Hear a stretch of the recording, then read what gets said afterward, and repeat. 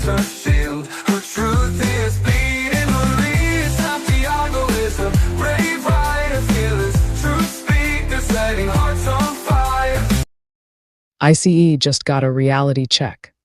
Armed Black Panther revival hits the streets in defiance. Listen up, because this is the kind of story that shows real courage when power tries to crush people. Right now, in 2026, under this Trump administration, we're seeing ICE ramp up aggressive raids, deportations, and even deadly force against everyday folks. In just the past few days, we've had unarmed people, American citizens, shot and killed by ICE agents. First in Los Angeles, then in Minneapolis, where 37-year-old Renee Nicole Good was fatally shot in her car by an agent named Jonathan Ross. These aren't isolated incidents. They're part of a pattern of fear and violence that's tearing communities apart. The administration defends these agents, talks about absolute immunity, and pushes mass deportations that hit Black and brown families hardest, including African migrants who face triple the removal rates compared to previous years. Even when most have no criminal record, people are fed up. Protests are erupting across cities, demanding accountability and the outright abolition of ICE. And now, something powerful is happening. A group identifying as the Black Panther Party for Self-Defense has stepped right into the middle of it. In Philadelphia, just days after the Minneapolis killing, members of the local chapter showed up at a major anti-ICE demonstration outside City Hall. They came armed with military-style weapons, legally carried, they emphasize, and made their presence known loud and clear. Led by Paul Birdsong, who calls himself the national chairman, they're positioning themselves as protectors of the community. Birdsong said straight up, if they had been in Minneapolis that day, not a single person would have gotten touched. They're recruiting more members, trained by some original Panthers from the 1960s, and they're demanding the end of ICE's reign of terror plus full accountability from Trump and his team. This isn't just symbolism. It's a direct response to state violence. The group says they're there to keep people safe from agents who kill, steal, and rob with impunity.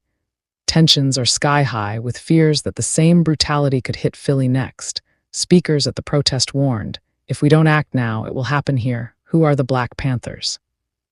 Let's break it down so everyone gets it. To really understand why this resurgence matters, we need to go back to the original Black Panther Party.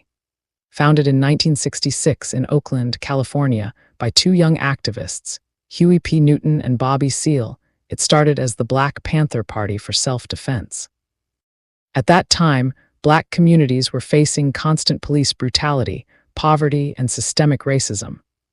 The civil rights movement had made gains, but many felt it wasn't enough, especially in the North and West, where things were different from the South. Newton and Seale drew inspiration from Malcolm X's call for freedom by any means necessary, and from global anti-colonial struggles.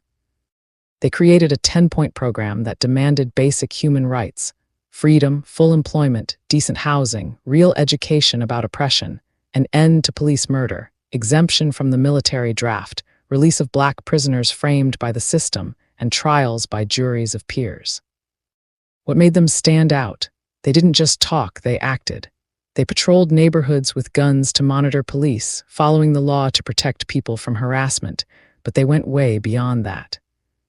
They built real community programs: free breakfast for school kids, feeding thousands every day, health clinics, sickle cell anemia testing, because the government ignored Black health issues, liberation schools teaching real Black history, free clothing, ambulance services, and even drug rehab. These survival programs showed what community power could look like when the system failed. The government saw them as a huge threat. FBI Director J. Edgar Hoover called them the greatest threat to internal security. Through COINTELPRO, the FBI infiltrated, spread lies, provoked fights between groups, and even orchestrated assassinations, like the 1969 police raid that killed Chicago leader Fred Hampton while he slept. Leaders faced jail time, internal splits grew, and by the early 1980s, the original party dissolved under the pressure, but the ideas never died. Today, we're seeing echoes, groups claiming the legacy, like this Philadelphia chapter, stepping up when communities feel under siege again. This isn't the exact same organization, the original disavowed some later groups, but the spirit is back. Armed self-defense, community protection, and calling out abusive power. This resurgence is a wake-up call. When federal agents kill unarmed people and face no real consequences, when deportations target vulnerable families, when fear becomes the tool of control, ordinary people will organize, stand up, and say enough. The Black Panther's return reminds us that history doesn't repeat exactly, but the fight for justice does. If this message spoke to you, even just a little, stay connected with me by following. Your support truly matters more than you realize, and every moment you take to listen is deeply appreciated. Please leave a like on this video and share your thoughts in the comments after hearing the story. Follow and subscribe so you never miss what comes next. Your support keeps the space alive. It costs nothing, yet it means everything to me. Showing love through engagement helps me continue creating, speaking truth, and showing up consistently. I appreciate each and every one of you. Thank you for listening, for supporting, and for standing with me. Crowning Thoughts True Speaker Copyright 2025 by Santiago D.C. Maria, licensed under Creative Commons Attribution. I love you all. I appreciate every one of you, and I thank you for your time. Stay blessed.